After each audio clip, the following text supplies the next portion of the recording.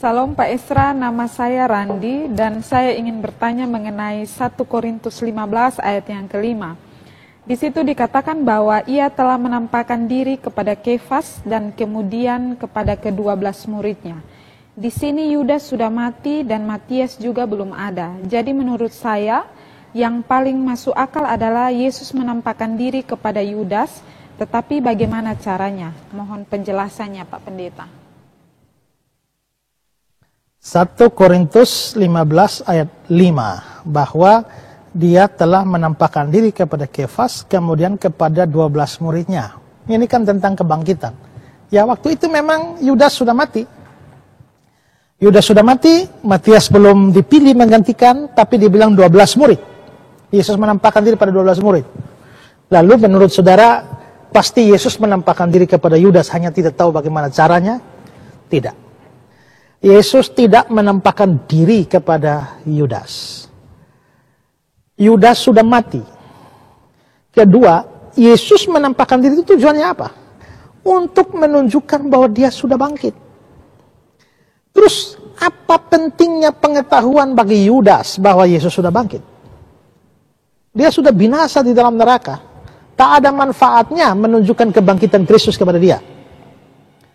Nah, kalau memang bukan Yesus tidak menampakkan diri kepada Yudas, terus mengapa dalam ayat itu dikatakan bahwa Yesus menampakkan diri kepada 12 rasul?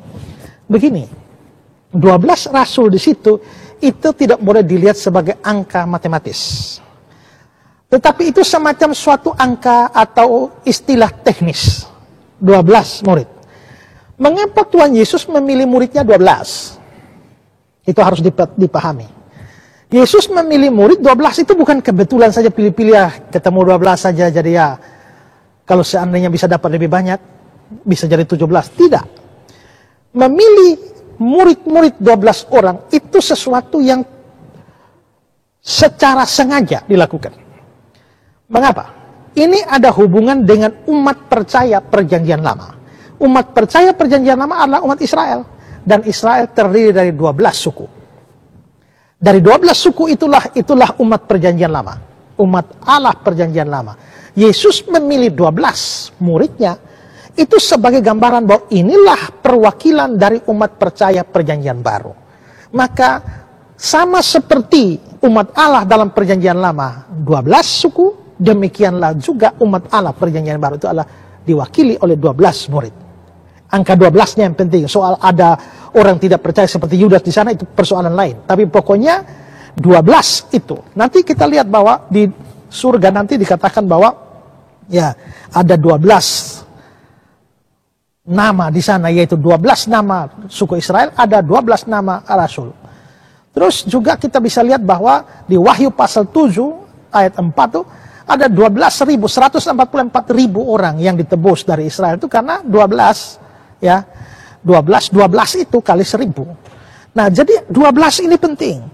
Maka 12 rasul atau 12 suku itu bukan lagi angka matematis, tapi itu angka teknis.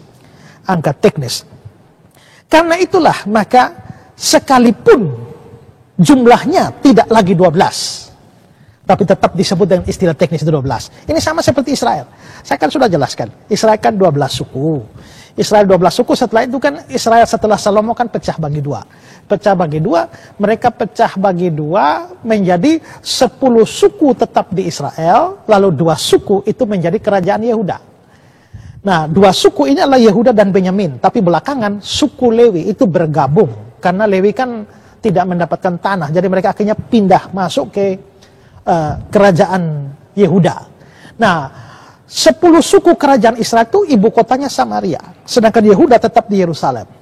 Karena mereka terlibat penyembahan berhala, Tuhan menghabisi mereka, di mana kerajaan Israel yang 10 suku itu dihabisi oleh kerajaan Asyur, lalu dibuang ke Asyur sana, hilang dalam sejarah, tidak pernah pulang.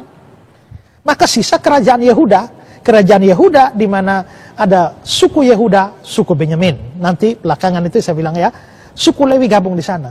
Tapi mereka jatuh juga pada penyembahan berhala. Lalu Tuhan mengirimkan Babilonia di bawah Nebukadnezar untuk menghancurkan Yerusalem dan Bait Allah dan membawa mereka ke pembuangan. Maka yang ikut kepada pembuangan di Babel itu hanya warga Yehuda, di mana ada suku Yehuda, suku Benyamin, dan suku Lewi. Sedangkan yang suku-suku lain itu sudah hilang, lenyap dari sejarah. Mereka memang pulang setelah 70 tahun. Rombongan pertama dipimpin Zerubabel, rombongan 2 dipimpin oleh Esra, rombongan 3 dibawa oleh Nehemia. Tapi berarti yang pulang dari pembuangan itu tidak 10 suku yang lain, tidak ada lagi. Ya. Atau kalau kita termasuk hitung Lewi itu masih ada, maka 9 yang lain itu tidak ada. Itulah sebabnya di perjanjian baru kita tidak pernah ketemu suku Ruben, ya, lalu suku Naftali. Nah, tidak. Nah, kita hanya ketemu Yesus itu suku Yehuda, Paulus itu suku Benyamin, ada orang-orang Lewi, suku Lewi. Nanti siapa tuh? Yang Nabiah itu dia suku Aser, itu adalah sisa-sisa saja. Nah, tapi dengan kata lain, zaman Yesus pun Israel tidak lengkap lagi 12. Nanti tahun 70, setelah Yesus naik ke surga itu kan tahun 70 lagi, Yerusalem lagi dihancurkan oleh orang-orang Romawi dan mereka disebar, ya. Nah, intinya begini. Di dalam bangsa yang disebut sebagai bangsa Israel pada zaman Yesus, Israel tidak lagi lengkap 12 suku. Suku lain sudah hilang. Apalagi setelah zaman Yesus, sudah hilang. Meskipun mereka tidak lagi penuh 12 suku, tapi 12 suku sebagai umat perjanjian lama itu tetap merupakan istilah teknis. Maka biarpun tidak pas 12 suku, tetap digunakan. Buktinya mana? Buktinya dalam surat Yakobus. Yakobus 1 ayat 1. Salam dari Yakobus, hamba Allah dan Tuhan Yesus Kristus, kepada ke-12 suku di perantauan. Ini sudah tidak ada lagi suku-suku yang lain, tapi tetap dibilang ke-12 suku, maksudnya untuk umat Allah di perantauan. Nah, berarti istilah 12 suku tidak menunjuk pada jumlah secara matematis, pas 12. Tapi itu istilah teknis untuk umat Allah. Nah, maka demikian juga dengan yang tadi, bahwa 12 rasul itu sudah merupakan istilah teknis. Maka terlepas dari Yudas sudah mati dan Matias belum dipilih, jumlah mereka cuma 11. Tapi tidak dibilang 11 rasul.